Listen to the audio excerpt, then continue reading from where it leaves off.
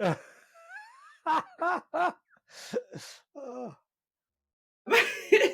So, hi everyone, welcome to the it's Coaching great. Corner podcast. This is a podcast for honest conversations. You know me, real and raw, a space to help you understand how other coaches are working, how they're building their practice, and how they're growing their business along the way. So, each episode, I sit down with coaches of all kinds of backgrounds and we talk about the messy bits, the mindset shifts, and the moments where possibly they nearly gave up and what's helped them to keep going.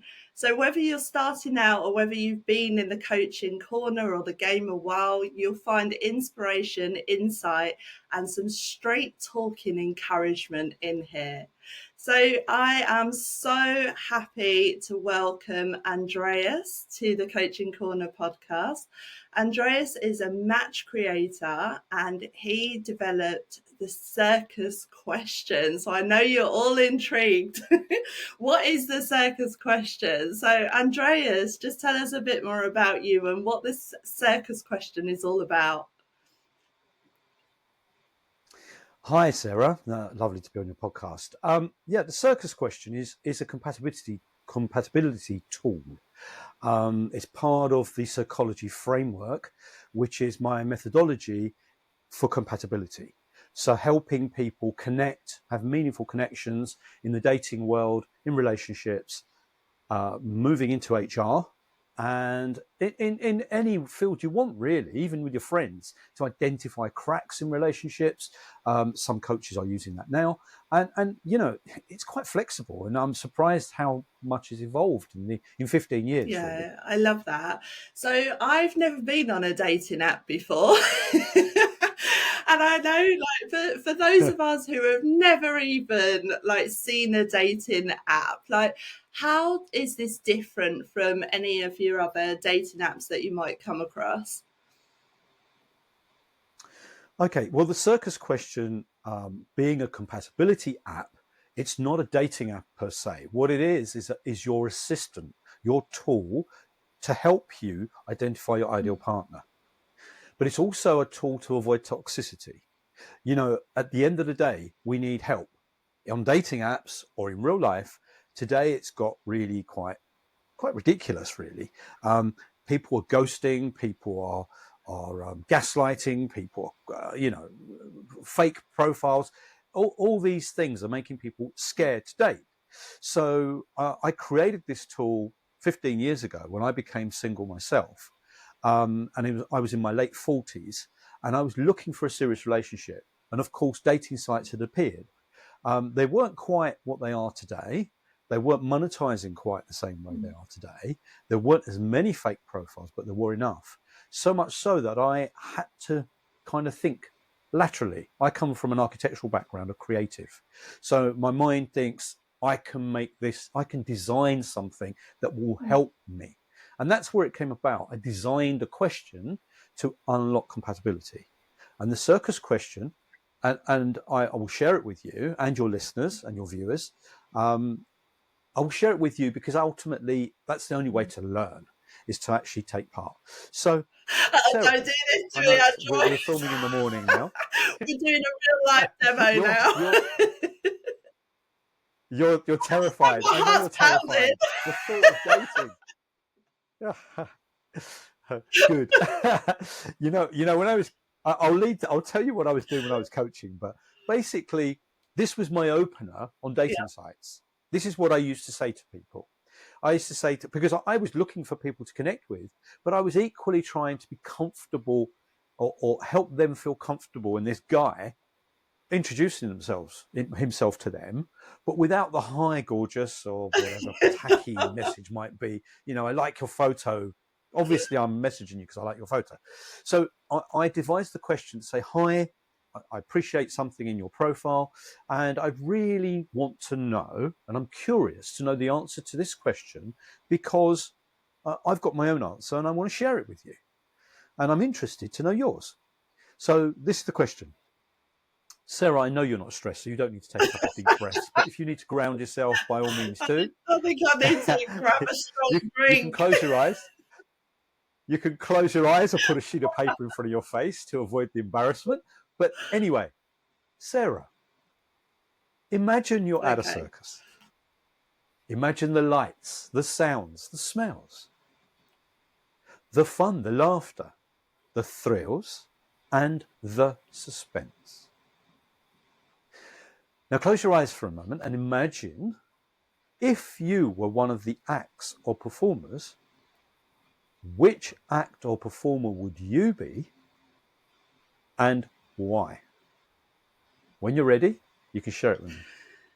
So it's funny that because first of all, I'm quite a visual person. So I just saw each of the different people around when I've been to a circus. So the person selling popcorn, like all of the audience and that. The main character that stood out when you asked me that specific question was this hula hoop lady that I came across. I was like mesmerized by this woman when I went to the circus, and she had all of these hula hoops just going around, and she did all of this like fancy stuff, and she had these amazing costumes on, and it was that character there. Okay. And you saw yourself doing that, or you just enjoyed her? This is quite Yeah, specific. so first Just in that visualization we Yeah, just so did. first of all, it was her to get the image of her, and then it was as if I was that person doing it. Okay, interesting. You mentioned a couple of things first, that you saw the popcorn seller and the audience in the background. Okay, that kind of counts to a certain extent, but not necessarily. We'll examine very briefly. We'll examine your role, and your role is your unconscious selection. And I know you practice NLP. The first part of the question is conscious location. Mm-hmm. Imagine the circus, lights, sounds, whatever. So we're building an image. The second part is the embedded command of imagine you are one of the acts or performers. So your unconscious selection picks something that you Yeah, relate to. So your association with the hula, obviously you had this vision in your head already, but if you didn't like her, you would yeah, dismiss it. So you're holding that image in your mind. And you know how the unconscious works. We associate yeah. and we relate. And so to me, what it does, it tells me that your selection puts you on a scale of polarity, which is the psychology framework. And the framework relies on power dynamics and masculine feminine Yeah. essence.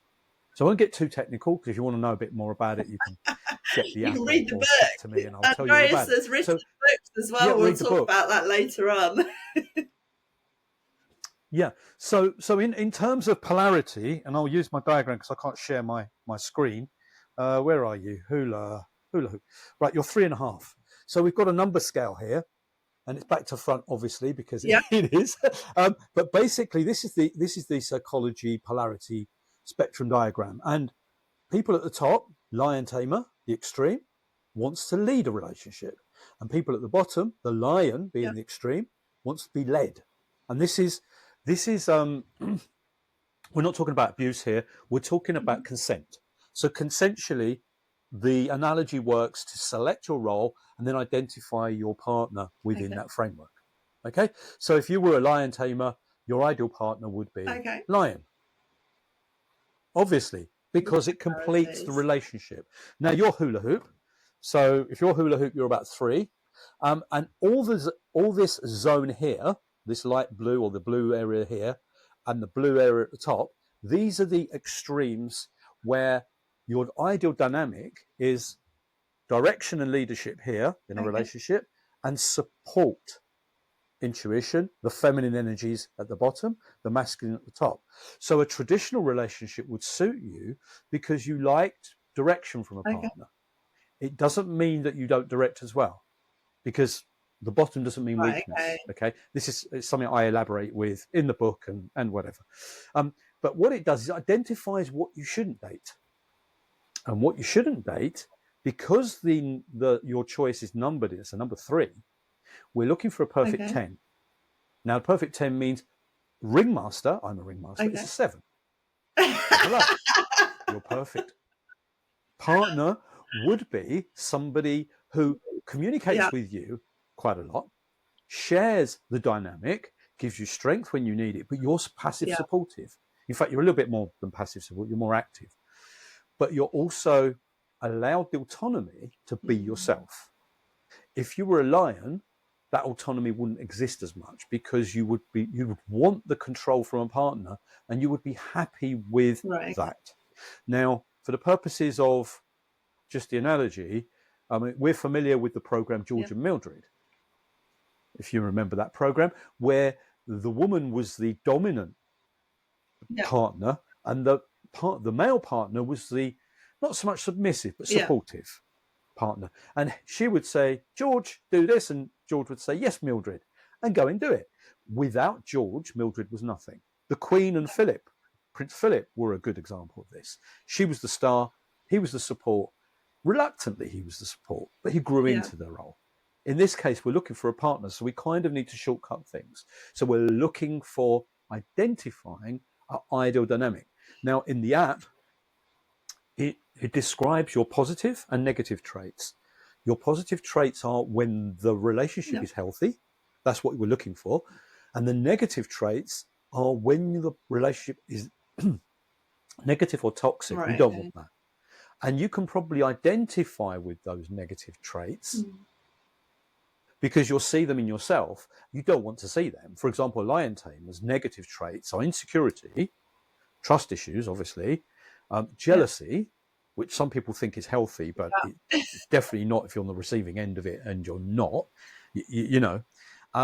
So if a lion tamer is in the right relationship and his jealousy is not triggered by the wrong partner, for example, a balanced dynamic, someone in the middle here who's in a balanced dynamic, who wants to share equally the relationship, which is where the modern relationships are these days, where partners share the bill, they share the mortgage, they share everything, and they talk about where they're going to go on holiday, who's going to pay for this, who's going to, you know, it's a very balanced relationship. It doesn't mean it's not balanced outside, but the dynamics are more extreme, and they're accepted as extreme.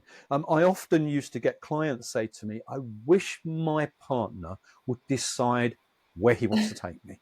I wish my partner would just pick a restaurant and take me there. And I used to think, why do you not know where you want to go? And they say, well, he knows I like Italian. Just take me, surprise me. And the same, and this goes for a lot of things, including the bedroom, okay? Where the partner doesn't want to keep instigating stuff. They just want to be directed. So all these layers, well, I call them layers, fulfill a really good relationship. But where psychology starts is a foundation. It's a base to build on.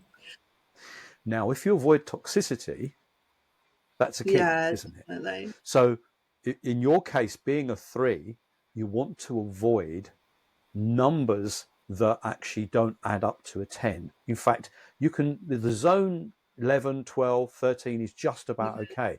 But where they're extreme, for example, 2 lion tamers are a 9 and 9, 18, they would clash because they'd both want control of the relationship. So the power dynamic would be loggerheads, okay? And the same with a lion tamer with, say, a flying trapeze, which is 5.5, that's 13 and a half, so 14 and a half. The flying trapeze would probably answer back and say, no, I don't want to do what you're telling me. I'm autonomous. I want to be independent. And a lot of relationships have imploded because of that. And I'm sure, you know, I don't know your previous relationships, but when I was coaching, I'd often refer people to the traits that were negative, and they go, yeah, that was my ex-partner. And they'd ask the ex-partner, especially if they had kids, they'd ask the ex-partner, like I haven't had kids with ex-partners, but I'm friends with some of them. They ask them the question. And being able to actually... Absolutely. I've asked them the question. Well, one of my partners, and I can share this, she said elephant.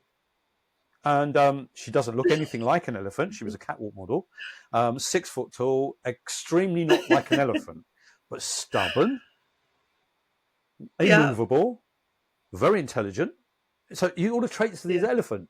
But the thing is, she was stubborn, and she needed direction. As much as I'm a ringmaster and I don't mind directing someone, I actually want them to be autonomous. I want them to stand on their own 2 feet. Sometimes I like to be, I like a traditional relationship. I like to pay the bills. I like to open doors. I'm a Yeah. gentleman. That's what I call myself. And in the 80s, of course, when we were emancipated as men, I went on a date and I went to open the door to this young lady. And she looked at me and she went, "Don't you think I can open my own door?" And I went, "Well, yeah, of course. But I'm opening it for." She stood there. She said, "Let the door close so I can open it myself." I love it. Do you That know, was the like, end of the date. We got in the yeah. restaurant. Being a It psychologist, was so dead. being a psychologist, the psychology of this like really fascinates me. Also, like I'm into like the stats, the numbers, the evidence base around it. So when you said like I asked my ex-partner and then they came up with this and it fit that kind of character perfectly. Like what kind of tests have you done around this? Like how have you validated this other than your own personal experiences? Right. Okay. Well, 15 years ago, as I said, I was testing it. I started dating, and it became a test because with the hundreds of people that I was swiping right on that I was messaging over the 3 years probably, I started coaching people that I wasn't compatible with because they came back with an answer, and although I fancied them, I'm not, swiping right on Tinder, for example, they come back with the answer. "Oh, this is interesting. This is my answer." And I was like, "Oh my God, you're not compatible with me because I've decided this is what Yeah, I need, not what I want. This is what I need." Because I used to lead relationships with what yeah. I wanted. So I used to find someone I fancied and then try and fit the square peg into the And round I hole. find that Big that's mistake. quite a common thing though, isn't it? Like I'll take this person, but actually I don't quite like this about them, so I'll try and change this. And I know like let's Well, focus on what looks. we can control, actually picking the right partner from the start instead of picking someone who is totally not aligned and then trying to change them. Well, I have three C's: communication, compatibility, and Mm, compromise. And the compromise part is what happens at the end. Too often people compromise at the beginning. They realize they fancy someone and they, whatever it says in their profile, for example, "I don't yeah. want kids, Oh, they change their but I minds. fancy her. I'm going to make her want Yeah. to have kids." I tried that once because I was dating someone and they actually turned around and said, "Well, I don't really want to have kids." I thought, wait till you get to know me better. You're really, I'm going to change your mind. And you know what? To this day, Yeah. she hasn't got kids, and we are best friends. At the end of the day, you have to compromise after your compatibility is your foundation Yeah. solid. That compromise can't be not having Mm, kids, by the way, unless you've totally decided you yeah. don't want them as well. The kids question is a big one. And so often on these dating shows, it's the last thing that they Yeah. talk about. Moving, location, all the Love is It's Blinds and so whatever. true. The last thing they talk about is, does he want children? Yeah. And is he going to move to Leeds? I'm living in London. Is he going to move to Leeds? Well, the answer is no. And oh my God, what was the point of that 4-hour show Yeah. that I've just watched? Anyway, going back to what we were talking about, I started with this inquiry, as it were, stealth inquiry, I call it, where I was asking this question, getting an answer back, identifying whether there was any movement forward with this Yeah. relationship. And before I explored it, in other words, I found myself with a whole inbox of people that I had to kind of go, "Look, we're not compatible for this reason." And that's when the coaching evolved, because I started telling them in detail why we weren't compatible, in a nice way, and explaining to them, "This is what you Mm, really need, not me. yeah. You need this." And they started coming back with, "Oh, wow, that's really Mm, interesting. Thank you for letting me know," rather than just ghosting me. Um, "I appreciate that. Can I come back to you?" And I'm going to ask the question to someone else that I like. "Can I come back to you and let you know how it goes?"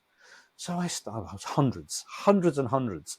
And this was all on Tinder. And my inbox looked like a proper I love it. And practice. so that's how And, you and I really started. That's enjoyed how it. you started your coaching journey in terms of like seeing that you weren't compatible and then coaching people around who they are compatible with.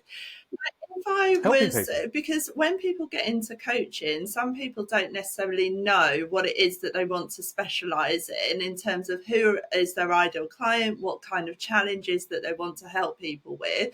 How did you know? Like, was it from the very start because of your dating journey that you knew that you wanted to be a dating coach specifically? Okay, it took me 3 years to find my partner. So it wasn't a shortcut at that time, probably because I was looking in the wrong Okay. places. And that's not just, I'm not talking about just Tinder. She found me. Funnily enough, she found me. She contacted me from the point of view of Yeah. coaching. She saw my profile on another social media site, and she said, "Look, I'm really interested in what you're saying, and I'd love to talk to you." Unbeknownst to me, I'd love to talk to you, as in, let's see if we're compatible.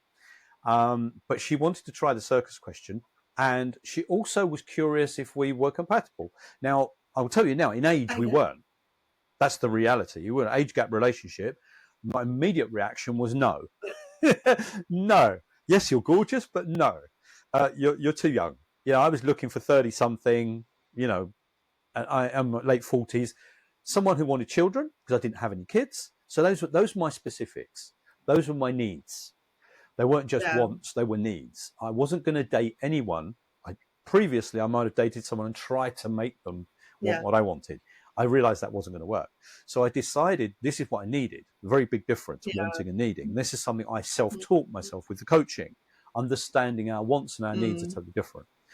So in that 3-year process of free coaching, thousands of free coaching, and most of them were American, because the English didn't want to pay. And I didn't feel that I had the right to try and coach Okay. people. I didn't think necessarily I had the professional tools, but I also felt what I created was unique, and I couldn't see Yeah. it anywhere. And I thought, well, if I'm creating my own framework, I kind of need to test it myself. If I go to try and find another framework like it, then I'm like Myers-Briggs, whatever. They were all multiple questions, creative. No, this was one question. So anyway, when you say data, interestingly, I coached an empirical scientist once. When I say empirical scientist, that's what she called herself. She said, you need the empirical data to back your theory up, your Yeah. hypothesis up. And I said, okay, right. So I'm going to have to start writing everyone down. You're this, tick, tick, tick, to create a. Do you remember when we were kids, we used to do the Yeah. A, B, C, D thing and create, and the vowels always one, E usually, but all the vowels one, you know what I mean? And I had all these, and I'm thinking to myself, why am I doing this? Is it relevant that you're a hula hoop girl? Is it relevant? You might be 1 out of Yeah. 10,000. Is it? It's only relevant to you. And you know what? I started realizing that as much as there's a science behind stuff, this is art. Love is art. You fancying someone is not a science. The chemistry around it is, but you deciding who you like. I could never tell you Yeah. who you like. Yeah. Correct? You will look at a painting. I will show you 3 Yeah. pictures. One will be traditional art, one will be abstract art, and one will be modernism, which is not exactly abstract. It's somewhere in the middle. I won't know until I know you, Sarah, what one you're going to pick. It's interesting, isn't it? Because I often talk about our first impressions. So I talk about the brand that we have, the impression that we make on people, and people make up their mind. They say within like 1/10 of a second whether they like you or don't like you. So it's interesting the depth that you'll go into, because even though you've got that depth, do you find that still, like, then there's this attraction that you get when you first look at someone, when you first see them physically, and then you find out the depth later, and then that creates the depth of the relationship. But it's the initial attraction. Do you still find that? Absolutely, yes. And clients that use my question, the initial attraction is Yeah. attraction, physical attraction. It's not, you're not dating blind. And when I say you're not dating blind, you see a profile or you see someone in a bar or in at work, you get to know them physically. You see Yeah. their face, you like their posture, they're, you know, whether they're confident or whatever it is you like about them, you like about them, correct? Now, the reality is this: we're trying to negotiate or navigate a foundation based on what you are towards what they are. So by identifying yourself in dating and coaching, and relationship coaches will tell you this, until you know yourself, how can you share yourself with someone else? In other words, if you love yourself, you can love someone else. If you know yourself, you can know someone else. So until you know yourself and have healed from any, look, I'm not a trauma coach, or I don't work with that. I usually pass people on, or I get them, especially in my contracts. I will say to people, I want you, one, to commit that you're not seeing a therapist. And if you are, I want permission from them that it's okay for us to work together. In my discovery calls, that's something I talk about. I think every coach should be doing that. I'm not a therapist. I think every coach should be that. Well, yeah, they should be. I mean, that's just asking that. Yeah, and I've got several that I work with, I collaborate with, that I recommend, depending on what country you're in, what the time zone, and whatever. But what I'm saying here is, what's important to me is and I'll share this with you. I was the kind of guy that would find a girl, have fun, and then decide whether they really wanted to be with her. And that usually meant having sex, because that's what I prioritized. Now, it's not that sex isn't important, but it usually led me into the rabbit hole that I didn't want to go, because sex maybe was good and I was negating the foundation that I needed for myself. So it's the talk the person into also, it. So I decided I was celibate for 2 years. Things to different people. So for some people, it could be fun. For some people, it's once you have that's a commitment, like for a long-term relationship. It can mean so many different things. So once you get into it, it can be dangerous territory, can't it? That you started something that then leads on to something else when you interpreted it to mean something very different. And do you know what? This is okay when you're 18 to say 25, 30, let's say. Because you're playing the game, you're learning about yourself, you're trying new things. You've got, I'm not going to tell people don't have fun. But what I'm saying is, even if, and I have a saying, people say to me, I always attract the same kind of guy. And I say, well, look, if you, and the first phrase they say to me, I suppose I've got to kiss lots of frogs before I get my prince. And I say, you know what I've decided on my mind is this: if you kiss too many frogs, you end up with one, because that becomes normal. Yeah. Okay. So aim at prince. I know not everyone's the analogy. Aim at prince. Aim your standards as high as possible. And I'm not talking about superficial standards here. I'm talking about potential. I often use the analogy with my clients is this. I mean, do you play any sport? Do I play any sport? Do I enjoy sport? Not really. I used to. No. Okay. Well, I used to do you play chess? Do you play drafts? Do you play Scrabble? Okay. Do you play Scrabble or chess or anything like that? Okay. All right. The analogy is it's going to fall on deaf ears. But look, if I'm and I play squash, but let's say I play tennis, and we all know the tennis pit, the court. You hit the ball over, it comes back. You hit it over, it comes back. You have a bit of fun. However good you are, you have fun if it keeps coming back. But if you hit the ball over and the person hits it in a completely other direction, it's a bummer to go and get the ball, isn't it? Right? Now, in a relationship, if you're incompatible, it's the same thing. It becomes frustrating. After a little while, with all intents and purposes, you want to play tennis.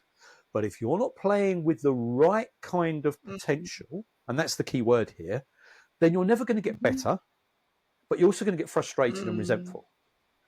And that's where I come from, the dating world. I look at it from, if you've got a good foundation, it's not perfect, but it's perfect enough for you to build on. That's the aim of the game. So you're picking a partner based on potential, but knowing your potential as well. Yeah. So if I can serve and volley and return a ball, then if I pick someone that's going to smash me to pieces, they're going to resent me. But I'm also going to resent them because I can't compete. Absolutely. I love that analogy because there's so much meaning in that. And when you talk about it, I can definitely see that like playing out in different relationships as well. One thing that you mentioned about this circus question is that it's great if you're looking to date someone to find out compatibility. You also mentioned about in current relationships, it's good to be able to see some of those gaps, some where that mismatch might be.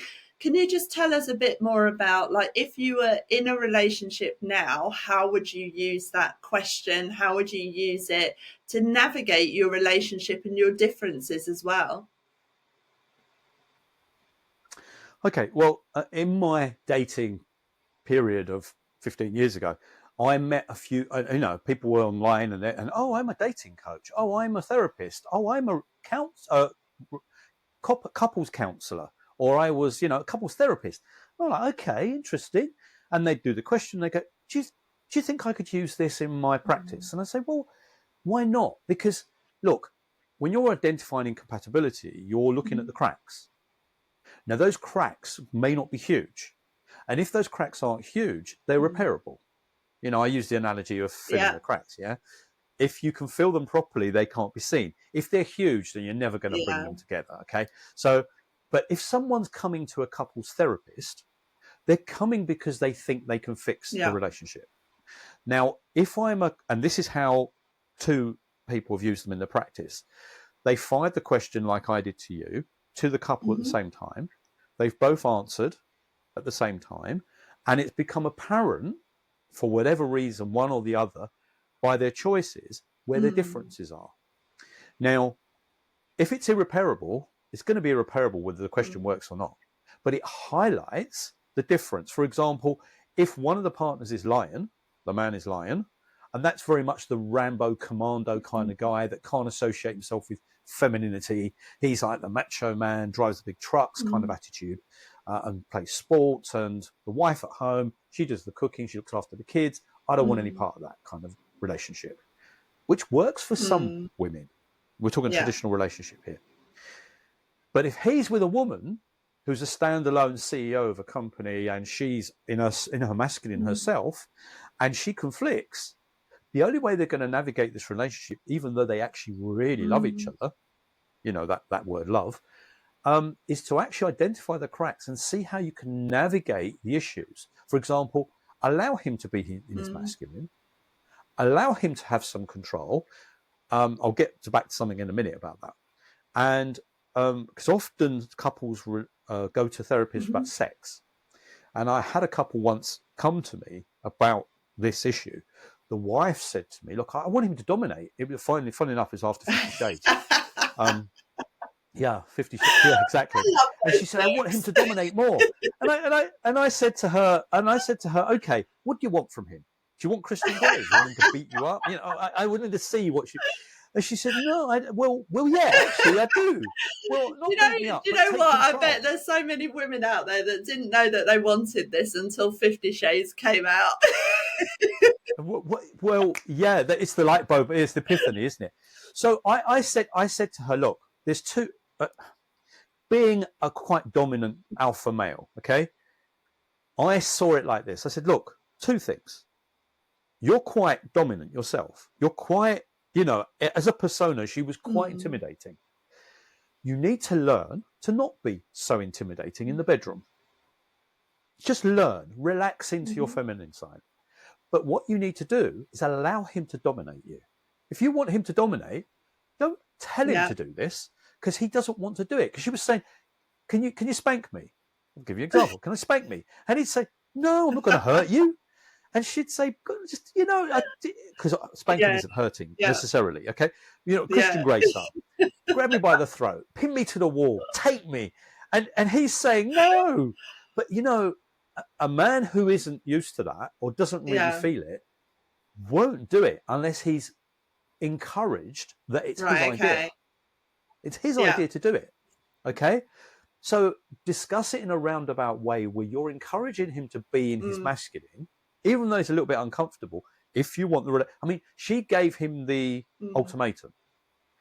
You do what I want or I'm leaving Okay. you. Grown up kids now. You do as you want, as I want, or Yeah. I'm leaving you. And I said to her, and this is the first couple I ever kind of coached. I said to him, well, I need to speak to him as well. So he came one night And I spoke to him. It was really uncomfortable for me because I've never done this before. And I said, listen, your wife wants this, and she's told me stuff in confidence, and you want, I can see what you want. So I said, listen, I'm going to actually have a session with you and understand you. And I was exactly right. He said, I don't want to be forced into a situation. I want to feel comfortable that I want to do this. And I said, listen, if you don't feel comfortable, don't do it. Yeah. End of. But she's giving you an ultimatum. And maybe you need to play and have fun with this and see how you feel. And they did exactly that.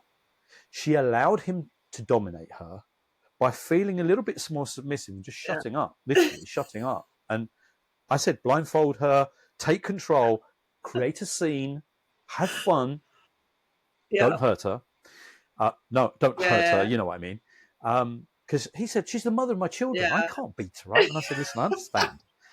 And this is one of the problems a lot of men have. Did he not because they're protectors. Once they have kids then? with a woman, like, just watch 50 Shades, do it like that. I won't say too much. I can't reveal too much of my private life, but let's say 50 Shades is tame.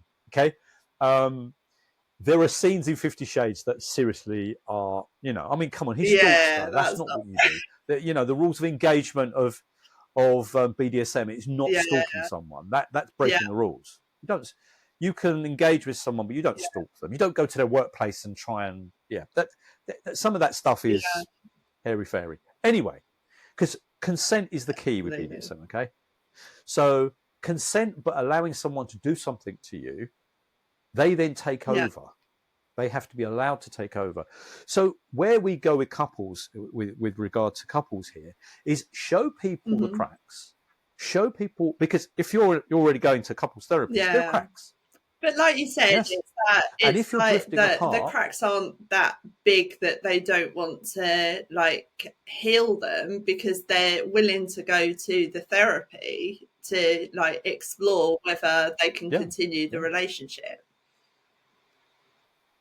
Yeah, well, this is it. I mean, look, you've got to give them credit for going to there in the first place. Anyone that comes to a coach or a therapist is already, giving up smoking or going to an LP or whatever. You've decided, Weight Watchers, you've decided the first step is taking control of your actions and doing something. So I always feel when someone comes to me for coaching, it's not they've given up. Yeah. It's not they've given up. They've come to me because they actually want to take that step forward. The ones that normally have given up don't go and see a coach. However, saying that, Andreas, that's really interesting, because first of all, I've got two questions. So the first question is, you've kind of interchanged the going to see a relationship coach and a relationship like therapist. So it'd be interesting to know what the difference is between them. And also, you mentioned about like the desire for it. So I have some people in executive coaching where, say, for example, their manager has told them to get coaching. So they come in because they're intrigued or because they've been told to.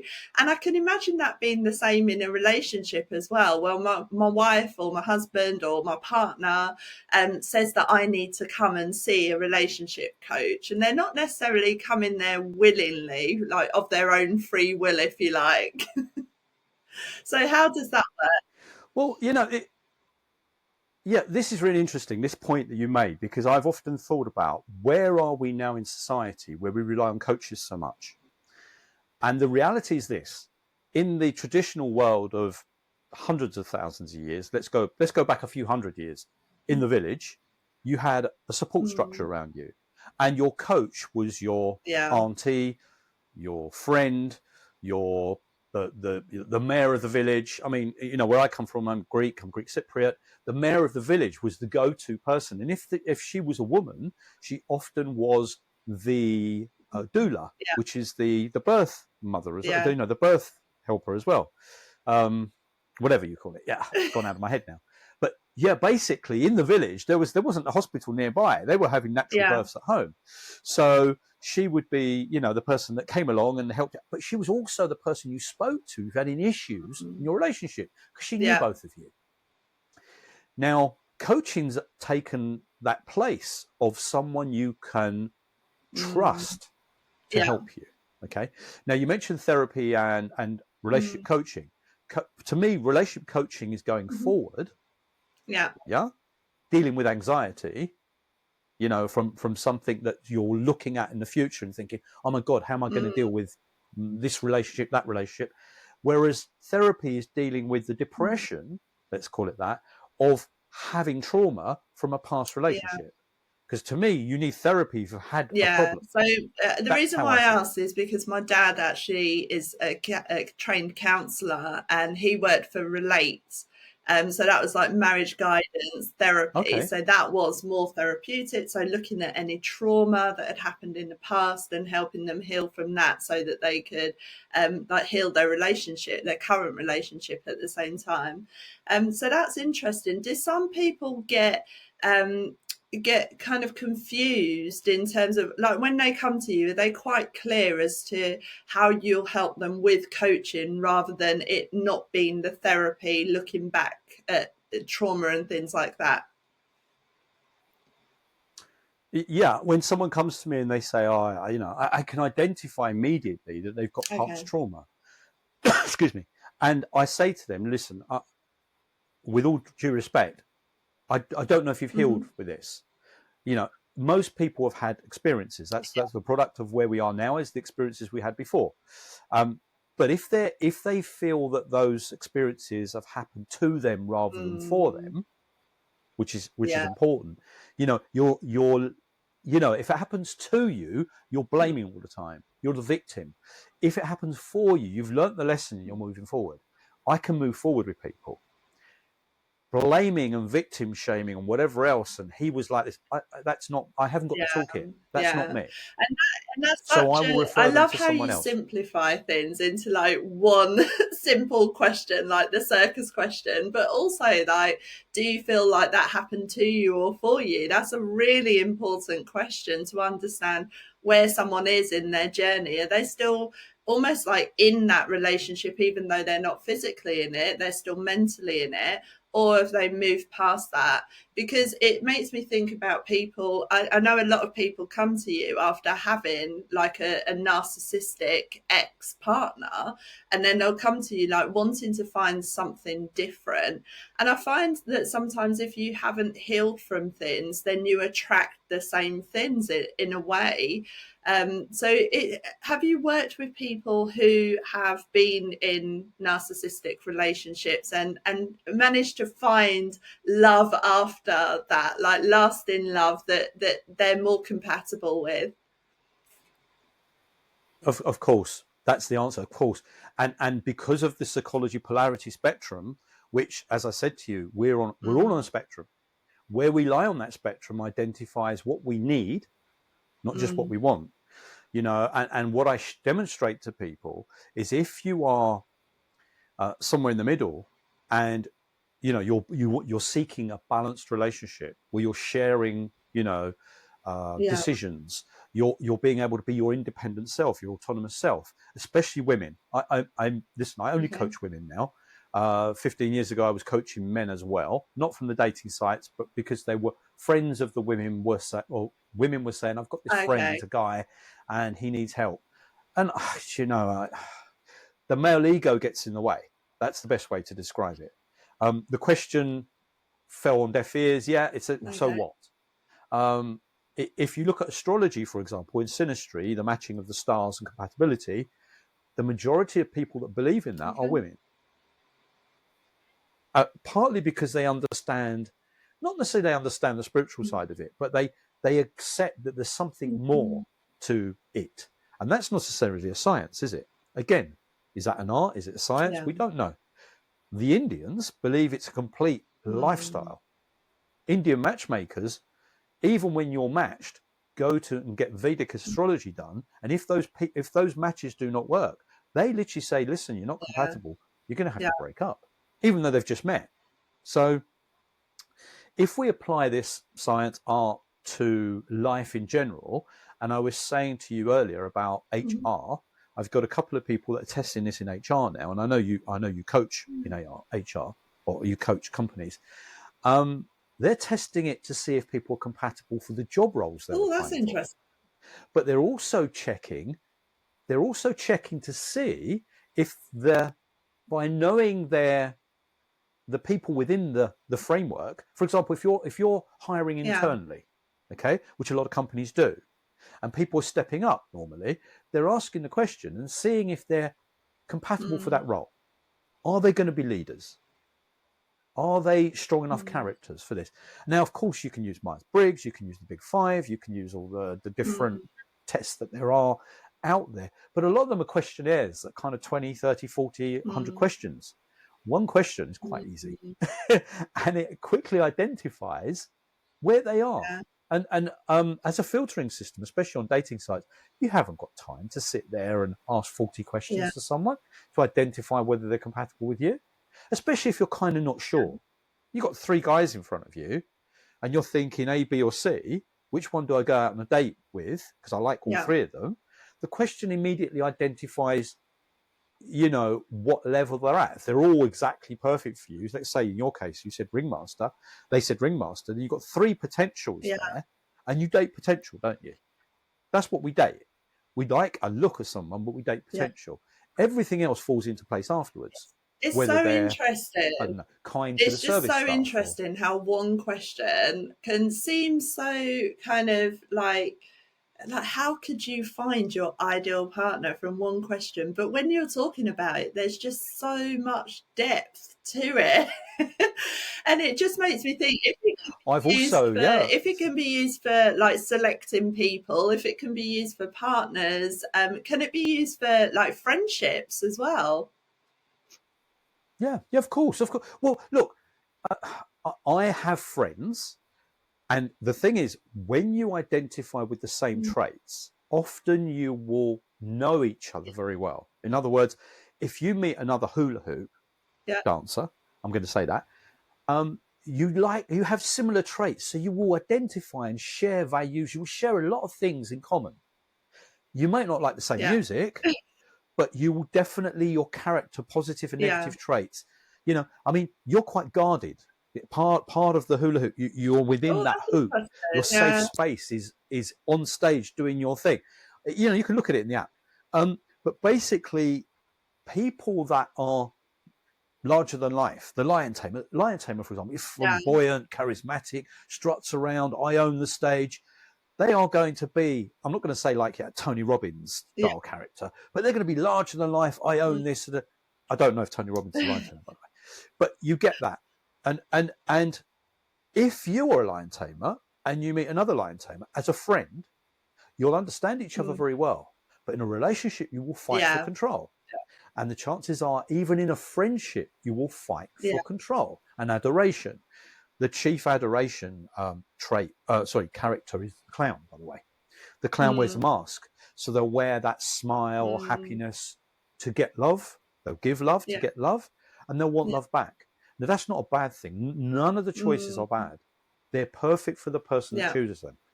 This is why it's quite unique, because we often say, and I hear this all the time, opposites attract. Sometimes. Lion tamer and lion, the extreme opposites. But what about likes attract? Acrobats, they need each other. They're in a way codependent, because without what, you know, they stand on each other to make the show, don't they? Well, if they're not codependent, one falls over. He's holding them up and he's not balanced right. They fall down. Now, there is room for that relationship in this world. And from the outside looking in, we say codependency is terrible. Well, so is lion tamer and lion. So, you know, if you're not a lion tamer, you don't want to be a lion. Sorry, if you're not a lion tamer, you don't need a lion. And you don't want that relationship. You look at it and you think, Jesus, she's a doormat. But unless she's being abused, and the abuse only happens really if that person wants to be more autonomous. Yeah, definitely. Now, if they're in the wrong dynamic, So look, I'll be honest with you. When I created the question, it started off with a direct question: what would you be in a circus? Can I just ask? Like, I know people will be wondering, like, why the circus? Like, why the circus? What the hell? Well, you know, and I'm going to go back to, and I do you know the Dick Fosby, the high jumper? No. Okay. I'm trying innovators design, what they call it, innovators. I think it's called innovators design. Dick Fosby was a high jumper in America in the 70s, and he wasn't one of the best. And when he came up for the trials for the Olympics, he wasn't doing that well. So, the original high jump was basically just straddle. They just literally ran up to it and threw a leg up and flipped over. So he designed, by not being as good as them, he designed his own system. And that system was to do the backflip, the Fosbury flop. And now that's normal. Okay. That is what everyone follows. So the innovators, I can't remember the term for it, but to enable yourself to get ahead of the game, you have to create something that is not only unique, but is yours, and do it well. And when I thought of the circus question, I was thinking there's so many characters in this internet. And there's so many dynamics that are playing out. And I've been a ringmaster. I've dated all types. I don't have a type. I've redhead, blonde, brunette, green eyes, blue eyes, whatever, small, tall, whatever. So I thought, God, if I'm looking for a person, what am I looking for? And I didn't know. So I thought, what kind of area in the world, where can you find different relationships? The circus tent. The circus tent is unique because you've got all these freaks, all these shows, all these acts that are very different. And they have partnerships. The clown works with the audience. He conflicts with the other clowns to get attention. His love is the audience. Love me, I love you back. Make you laugh, I'll show you more. The lion and the lion tamer. The flying trapeze, the catcher catches the flyer. Perfect relationship. So I thought, hang on a minute, I'm a ringmaster. I asked myself the question, I could be with any one of these acts. But what suits me the most? I don't want someone that's going to be just sat there waiting for me to direct them all day. Because I've had that. I had an elephant. Elephants are, what are they? This is my list again. 2.5. Although that's quite close to me, with as close to the 7, with 2.5 and 9.5. There was still something lacking. I needed more autonomy. I needed more independence. I needed her to be strong to stand on her own 2 feet without me being there all the time. But I also didn't want a lion tamer that was going to try and control me. I wanted someone that would listen. And the same for a woman. They want what they need. So I thought, if I create this visual of these relationships and ask this question, then I'm going to get something that comes back to me that's going to be compatible. And it evolved from 1 or 2 different questions, as in, what would you be in a circus? Which didn't work originally. It worked because people would say, well, I don't like heights. I think I'd do this. I thought, I'm not getting the right answer here. Because they were thinking consciously. I wanted unconscious selection, which would give me their truth. So then when I created the location unconscious selection, I then started getting 95% positive reactions, where I would go back to them and say, you're like this because you're like that. And they go, oh my God, how do you know that? From this one question, and people go, how does that one question work? Have you been talking to a friend of mine on social media? You can imagine. And I'd say, no. Now, there are those that it doesn't work for them, or especially clowns. Clowns are a very good one, because if someone says, I'm a clown, and you say, well, you have this persona, which is kind of like dual personality, and you can be very introvert, take the mask off, you're an introvert, you're very dark inside, you're crying inside, that John Lemon says, you're crying inside, you're smiling to the world. And they go, that's not me. And they're often in denial. My own brother's a clown, okay? And I see it playing out every time we meet up. And he's a lovely guy. But when it's dark, you do not ask him what's wrong. He wants to be left alone. Yeah, but they don't recognize. And if imagine you're up with a partner like that, that partner doesn't want to be asked, are you okay? They want to be left alone. So you kind of, again, the couples therapy thing, if you're with a clown and you keep saying, what's wrong, darling? What's wrong? Let me help you out. Sometimes let them go and have their reset. Let them go and have their space, and they'll come back when they're ready. Definitely. Do you know what Absolutely. I mean? So it's now, this chart is like 50, 52, 53 acts. And by the way, they're not all just acts. There's side shows as well. You've got Better Nails, Snake Charmer. Circus Activist is an important one. Circus Activist. Because that's a role in itself. Because people say to me, I don't like circuses, I'd blow it up. And I go, okay, what does that say about me? And I go, okay, well, it says this and that. And I go, oh my God, I love it. how did you figure that out? I say, well, you you're can an be activist. anti-circus and it still works. So, Andreas, well, yeah, because they're in control. They want to be in control of relationships. One of the things that I want to ask you is, because what I've noticed from the book launch that we did, from your circus psychology and everything that you're doing there, one of the things that you're really great at is like promoting what it is that you're doing in terms of your exposure. So going on to like I think, have you been on TV at one point? You're on radio, you're doing all sorts of things for coaches who want to develop like their own unique system, their own unique like methodology and way of doing something.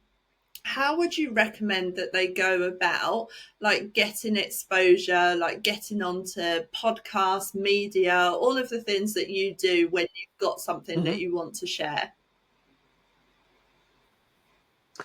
Okay. Well, first of all, from a podcast point of view, there's on Facebook, there's a group called Find a Podcast, I think it's called. Maybe not exactly that, but there is a group where you can offer your podcast services, something you're passionate about, and discuss maybe past trauma to how you became a coach, and so you get a lot of exposure that way. I recently joined that group, and it's also podcasters looking for people to put on podcasts. Okay, so the way I look at it is this, right? I've evolved into this, so I can't kind of say, and to be honest with you, fact, I went to a meeting in London to look into coaching as a professional qualification. And the first thing they said, it was a 3-day course. The first thing they said was, coaches do not advise. Okay. And I was like that. Hey? Hey? You don't give advice. Football coaches, they give advice.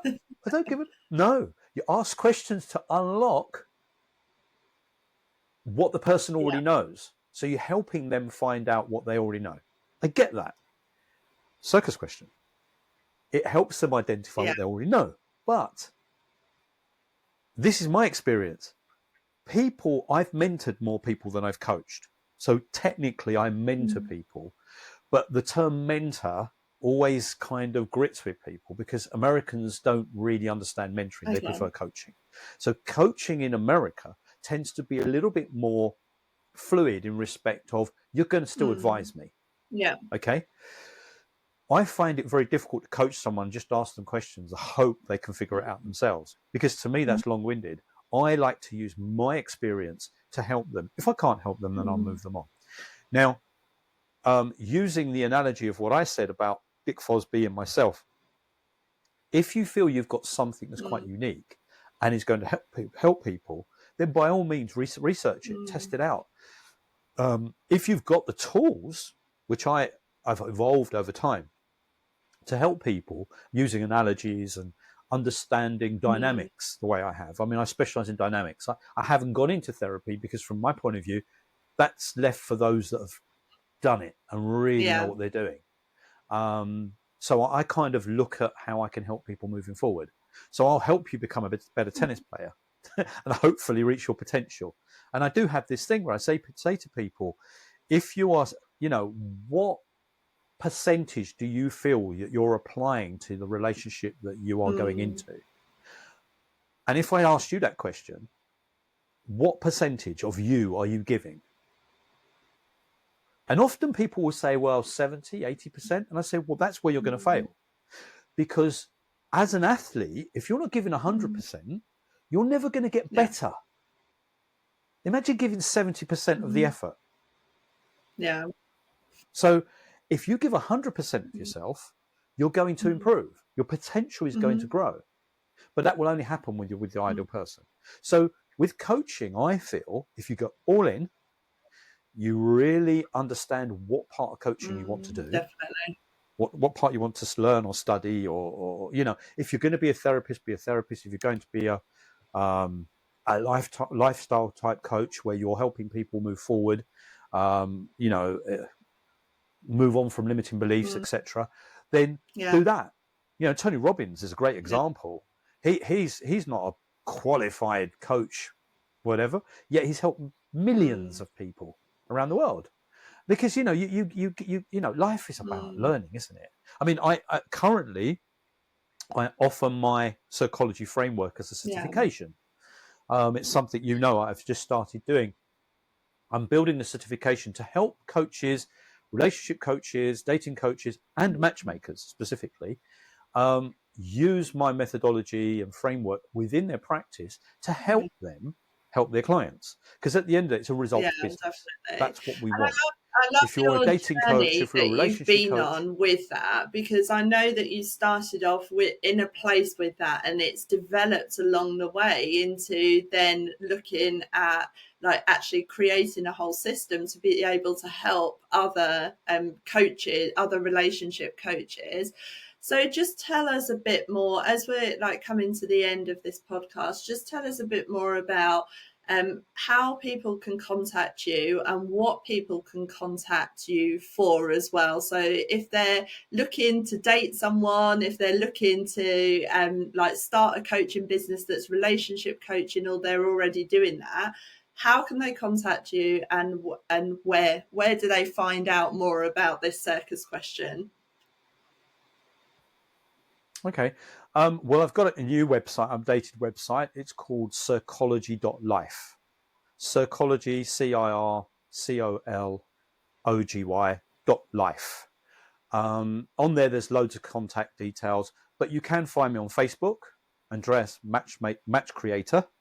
MatchCreator as opposed to dating coach, because I started helping people in the professional world create matches, because at the end of the day, that's what I'm about, creating meaningful connections.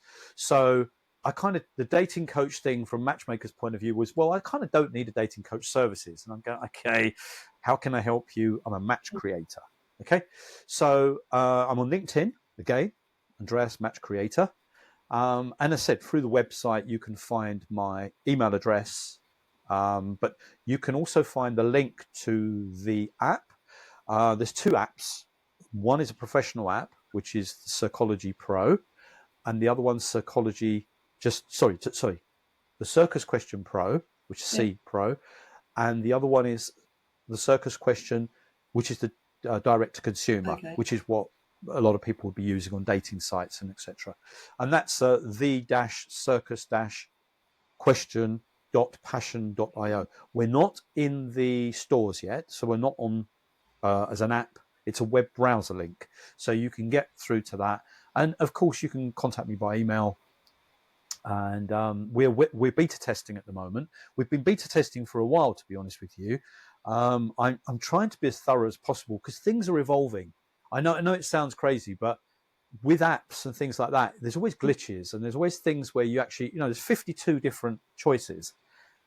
I can't get everything right 100% of the time. So I general, and I'm evolving, because originally the Circus Question was going to be a book. Okay. And when we did the chapters together, I felt I could commit to the process, but I couldn't commit to the book per se, because the analogies are all changing and evolving gradually with usage. The app, I can press a button and change a definition or a template just like that. So it's evolving into the book gradually. So at some stage there will be a book, the Circus Question. So you'll be able to use it on your coffee table. But the interesting thing is, as well, is through the app, I've also identified love languages and attachment styles, which I kind of worked out, and I'm not sure if they're 100% perfect yet, and they're evolving as well. Because primary love language, I think that's a spectrum as well. And I love Gary Chapman, but at the end of the day, I really do think, I've got two, words of Yeah. affirmation, and physical Mm. touch. They are equal to It me did, as much as when you I were talking need about that partner. the app and the concept of it, it did remind me of like attachment styles and love language and things like that. So it's interesting that that's coming out. In terms of your like links and things, what I'll do is I'll put them on the notes for this podcast as well, so people can connect with you. Thank you. So yeah, thank you so much for your time, Andreas. It was so interesting, and I know there's so much more to come. So I'm excited to see where it all goes. So thank you, Andreas. Don't forget to plug our I will do. books. Yeah, we'll Don't put the forget to plug links our to the books. books. Coaching Corner. Amazing. Brilliant. Thanks, It's all in there.